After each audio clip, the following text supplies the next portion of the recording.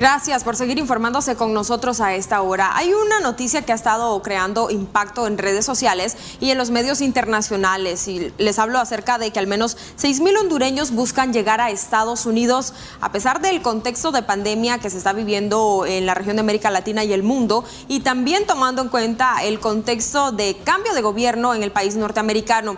Estos más de 6,000 hondureños ya se han enfrentado a las fuerzas de Guatemala, que han prohibido el paso hasta el momento, pero su destino final es pasar por México y luego llegar a Estados Unidos. Lamentablemente es una crisis y un contexto real en toda Centroamérica, y de eso nos va a hablar un poco Carla Rivas, quien es coordinadora de la Red Jesuita con Migrantes Centroamérica.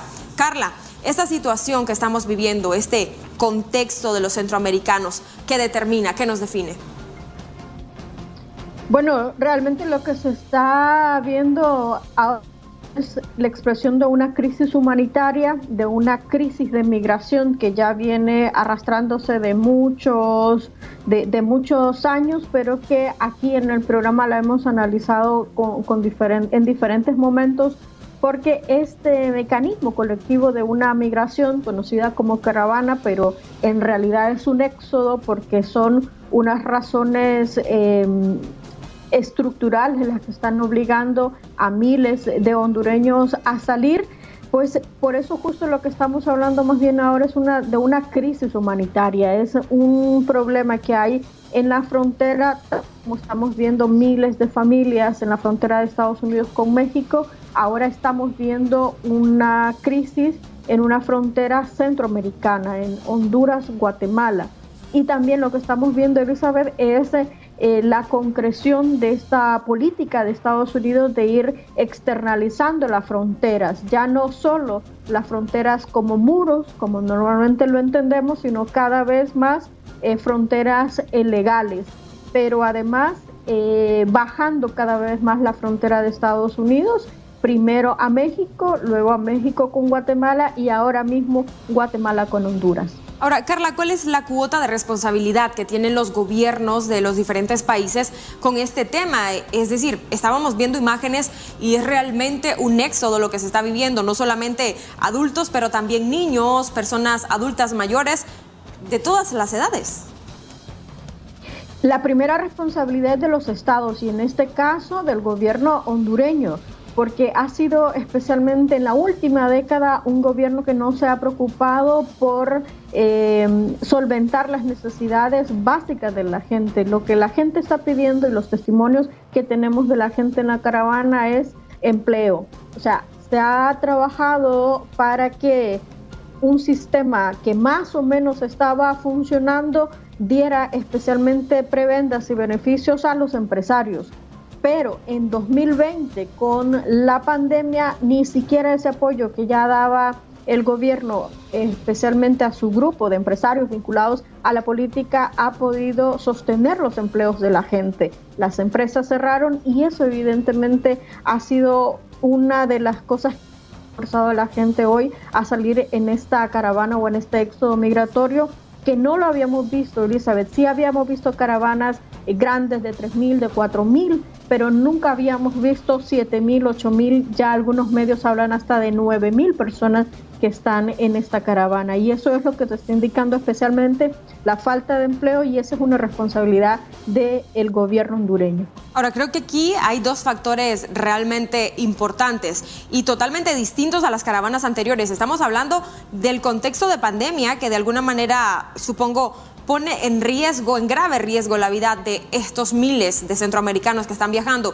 Y el tema de cómo puede esto también de alguna forma impactar lo que está sucediendo en Estados Unidos con el cambio de gobierno. Es decir, ¿qué es lo que está pasando en los países de la región que mueve a tantas personas a emigrar hacia Estados Unidos, incluso sin importarles el contexto de pandemia y el tema de un cambio de gobierno para el país norteamericano, Carla? Justamente porque estas razones que han obligado a la gente a salir en otros tiempos se han agudizado, y el contexto de pandemia, como lo hemos hablado aquí en otros programas, ha agudizado esa decisión de salir. Pero además, Elizabeth, especialmente de hondureños que han sido afectados por las dos tormentas Iota y Eta de noviembre pasado. Mucha gente no salió de sus casas para irse a la caravana, salió de los albergues, que todavía hay gente en los albergues, en las escuelas, en iglesias, con familiares o incluso bajo los puentes que todavía están sobreviviendo, y esta la pandemia agudizó ciertamente, pero digamos que el toque de gracia en muchísimas familias completas que hemos visto es la falta de atención a una emergencia humanitaria aquí por el tema de los efectos en los huracanes, y tampoco porque ven posibilidades de avances o propuestas. Al contrario, cada vez más hay actos de corrupción denunciados, cada vez más estamos viendo cómo el presidente Juan Orlando Hernández está siendo vinculado a temas de narcotráfico. En pocos días vamos a conocer la sentencia de cuántos años lo van a sentenciar en Estados Unidos por su vínculo con el narcotráfico de su hermano. Y además es cierto que en este nuevo éxodo está ese elemento del nuevo cambio en el gobierno de Estados Unidos. A pesar de Trump, a pesar de pandemia, en 2020 vimos caravanas, pero en 2021, a pesar de que los números de pandemia están aumentando en todo Centroamérica, que hay muy pocas posibilidades de momento de acceder a una vacuna, también es cierto que los coyotes, y aquí es importante decir que es una mentira, pero bueno, es parte de lo que hacen los coyotes, engañar a la gente y aprovecharse de esas necesidades. Han dicho que va a haber una reforma migratoria y que quienes estén en Estados Unidos a partir de 2021 van a entrar. Eso es completamente falso, pero en esa esperanza, aún sabiendo que puede ser mentira, aún sabiendo que eso de momento no es posible porque ni siquiera ha entrado el nuevo gobierno, la gente está poniendo en esa mentira sus últimas esperanzas, porque la realidad que tiene en este momento sobrepasa cualquier posibilidad de seguir en el país. Ahora, esta decisión tan audaz que está tomando esta gente, ¿a qué riesgos los hace enfrentarse? En primer lugar, al COVID, o sea, no hay posibilidades de tener ningún distanciamiento porque van en grupo, o sea, esa es la colectividad.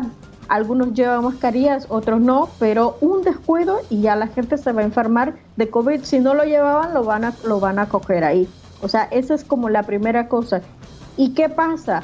Guatemala y Honduras, especialmente su sistema sanitario, ya están presionados, ya están al límite. La gente se está muriendo. Aquí en Honduras cada hora una persona está muriendo de COVID en el sistema sanitario público. Lo que está diciendo es que hay muchísima presión y la gente sabe que se puede coger el COVID en esta caravana, pero aún así, a pesar de eso, están haciendo su último esfuerzo, su última esperanza en esa posibilidad de avanzar de Guatemala, que está siendo ahora mismo el principal escollo que van a superar, y esa es la esperanza que ellos tienen, avanzar a México, que ya México también se está preparando para no dejarles pasar, y están intentando llegar con una esperanza que de momento es una esperanza que está fundada en un mito. De momento eso no ha sido posible porque no ha sido de momento anunciado. Por lo tanto, al día de hoy no es cierto que las personas que estén entrando a Estados Unidos van a entrar a una posible reforma migratoria con el gobierno que se inaugura la próxima semana en Estados Unidos.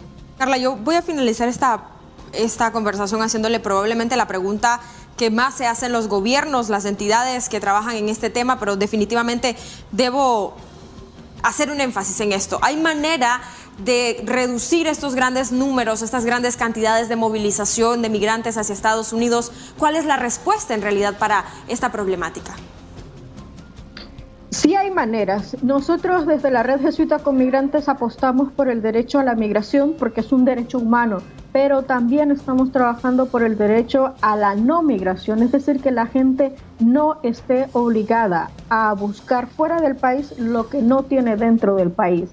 Cuando nuestros gobiernos se comprometan realmente a atacar esas causas estructurales que hacen que la gente se vaya, es decir, generación de empleos dignos y con salarios justos, una generación de un ambiente seguro donde le permita a la gente salir de sus casas a trabajar, algunos a poder hacer inversiones en pequeños negocios que no tengan que estar pagando extorsiones, y la seguridad que puedan tener las familias de que sus hijos y sus hijas puedan ir a la escuela, al colegio y a la universidad. Cuando al menos esos 3 derechos que de momento no están siendo satisfechos por el Estado vinculado al narcotráfico, con muchísima responsabilidad en la corrupción y la impunidad del país, cuando eso se logre en el país, la gente no va a huir porque la gente no se quiere ir. 6 de cada 10 personas que han sido encuestadas por una fundación que también hace encuestas todos los años, dice que 6 de cada 10 no se quieren ir del país. La gente lo que está haciendo es huyendo. Y sí se pueden cambiar las razones, pero cuando haya también una decisión política de cambiar y de asumir la responsabilidad que tienen nuestros estados en el sufrimiento de las personas migrantes. Ojalá que esto que ahora es un sueño para muchos centroamericanos algún día se convierta en una realidad. Muchísimas gracias, Carla. A usted, Elizabeth. De esta manera hacemos una breve pausa comercial, ya regresamos.